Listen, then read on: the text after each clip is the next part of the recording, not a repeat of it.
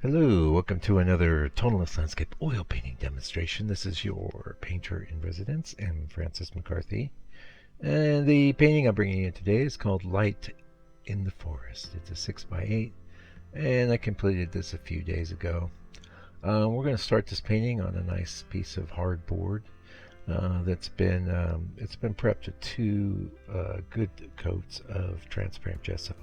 So it looks like it's a naked board, but it's not. We're going to be doing the underpainting with burnt umber, just burnt umber on this one because I kind of wanted to play into that redness. When I don't, burnt umber is my favorite underpainting color, but when I don't want too much redness, I will mix in some perylene black slash green. That's a color, actually a color from Winsor Newton. Check that out. It's an awesome color. Anyway, you know, the value of the underpainting, of course, is that we're going to have to simplify this scene. I should also mention that it's based on a pictorialist photo from the turn of the 20th century. And when I'm pretty old, because when I was younger, you would just say turn of the century, and everyone knew what you meant. You meant like 1900. Pictorialism, for those of you that aren't aware of it, it's a movement in photography that sort of ran concurrent with tonalism itself, and was a very dreamlike approach to photography. And of course, pictorialism wasn't in color. It was always tinted. It would be in color, but it'd be all one color, like sepia or umber or yeah, blue, aqua tints, that kind of things. Yeah. Anyway, the underpainting, of course, one of the great things about pictorialism is that it's already been quite simplified. Usually, strong painterly looking compositions in those photographs. So it's like it's almost like in a way doing a study after a painting, because they've made so much effort to make it dreamlike and painterly sort of photograph. So quite easy to make a painting from a painterly photograph. There are times, by the way, I have experimented with converting modern photography into pictorialism. I don't remember exactly if I put a video of me. I think I did. I think I put a members area video up of me doing that. Of course, a lot of people into painting aren't into Photoshop, so but I think it's a great thing you can do. It's one advantage you have as a modern, is the ability to compose and modify your reference image, and because there's so many things to get right, you know, it's a real process. One of the things I wanted to talk about in this video today is studio lighting. So as we're putting this painting together, I will say, by the way, just for those of you maybe following along, the colors in this painting are all earth pigments. I'm using a lot of burnt umber, some burnt sienna, a lot of yellow ochre, a lot of brown ochre, black, and titanium white. Actually, I'm using titanium white, the buff version, and the regular version. And the buff version is really handy. If you haven't tried that, I highly recommend it. I use actually I get the Georgian brand. It works just great. The titanium buff, it's not adulterated with anything. And for those of you that weren't aware, buff titanium in its raw state is titanium. The pigment is quite cream colored. They actually bleach it to get the titanium you're familiar with. So anyway, that we're going off in the sides, but getting back to maybe a bit of studio lighting. When I showed up in the studio yesterday, my studio lamp that goes over my easel, the bulb in it was strobing, and so I go, okay, well, I'll just go down to this hardware store and pick up some bulbs. The thing is, like, I couldn't quite remember what the temperature I had was. I did know the wattage of the bulb, but I really didn't know how great a factor that was. I don't really remember, because these LED lights, they last so long, you know, it's easy to forget. But I wanted to give you some insights and inputs as far as lighting in your setup. First thing is LED is so much better than incandescent or, well, I don't even know if anyone uses incandescent lights anymore. But definitely better than fluorescent. Although you can get fluorescent lighting in cool or warm. Definitely go cool. You want to go very cool. And one of the things that threw me was I knew it was daylight, but some of the bulbs out there marked daylight are still very, very warm. So the temperature that you want is around 6,500. There's a lot of them that are at the 5,000. They could kind of work. I mean, it's just warm, and so your colors or mixes are going to be sort of off. The great thing about the 6,500 temperature is that it mimics daylight. You get very clean, and daylight is very cool color. Yeah. So anyway, hey, we're gonna have an ad for my book coming up. We had quite a few orders this last week, which is great. I've shipped them out, and well, I've got two I've got to ship, but I shipped my other ones out, and the book represents the efforts of most of the COVID lockdown time, you know, and but it contains all of my accumulated knowledge from about 13 years of solid daily painting. So there's a lot of insights for you, and there are a lot of tips, a lot of value to be had. $60 US, and that includes international shipping. So anywhere, I've shipped it all over too. You'd be surprised. Yeah, I'd love to ship it to every country out there. That'd be great. Anyway, I think it was the other thing, studio lighting. Well, then we're going to get a little back into this painting a little bit more. I just, you know, I know that it's, and I do cover lighting in the book actually. I have worked both with a 2-lamp setup where you had like 2 clip-on lamps hitting your painting area at something like a 45-degree angle. That works okay, and it works okay, pretty good. That tends to cancel out shadows pretty nicely. Here you can see I work with a top-down thing, but it's a good, strong light. So you want a lot of light. I would say it needs to be really comfortable too. And the great thing about the LEDs is they don't flicker. The light is so beautiful and soothing. I find it so. I don't know anyone that's bothered by LED lights, but I certainly didn't like working under fluorescents all those years. Yeah. Anyway, that's probably enough about lighting. I reckon I do an overhead setup. I think that's better, but the 2 lights does work.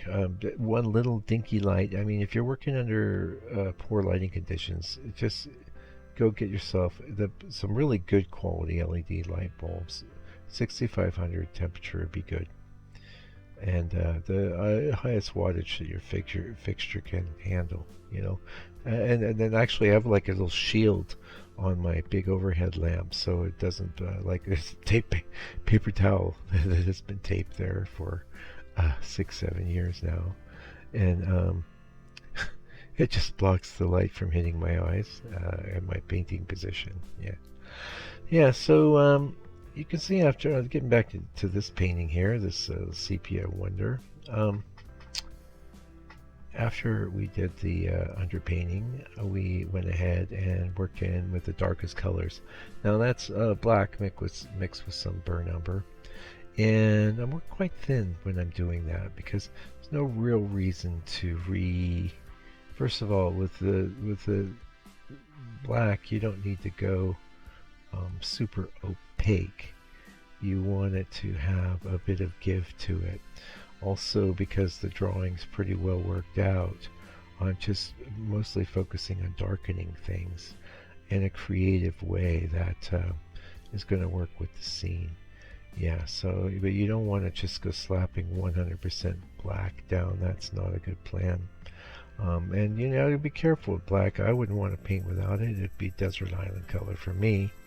But you need to know what its properties are. So, you know, you don't want to paint your shadows in with 100% opaque spots of black. You want some give, you know. Now, a lot of people will do the chromatic thing, which is fine.